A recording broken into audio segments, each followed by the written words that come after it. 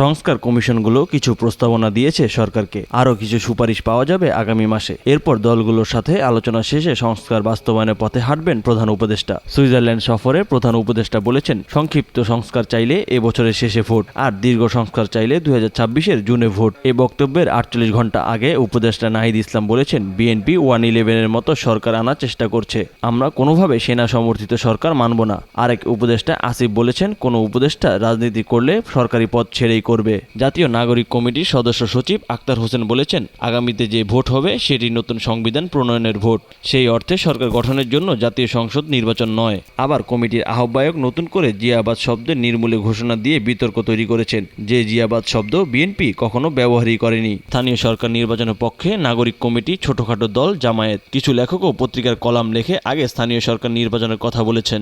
বিএনপির সকল নেতাই দ্রুততম সময়ের মধ্যে জাতীয় নির্বাচন চান। তারা বলছেন, স্থানীয় সরকার নির্বাচন ডক্টর ইউনূস সরকারের কাজ না। কেন এটার পক্ষে কলামিস্ট লেখক মহিউদ্দিন আহমেদ বলেছেন, পাকিস্তান আমলে স্থানীয় সরকার বিগত ফ্যাসিস্ট রেজিম দীর্ঘ করেছিল স্থানীয় সরকার দখল করেই, তাই বিএনপির এই আশঙ্কা থাকাটা অমূলক নয়। মোট কথা হলো, বিএনপির নেতারা ধরেই নিয়েছেন সরকার ও ছাত্র রাজনীতিকদের আচরণের মাধ্যমে নির্বাচন হবে আরও পরে। তাতে করে বিএনপির যে ত্যাগ সেটা ভোটাররা ভুলে যাবে। Awami League auto minus, BNP ভাবছে তাদেরও মাইনাস করা চিন্তা চলছে।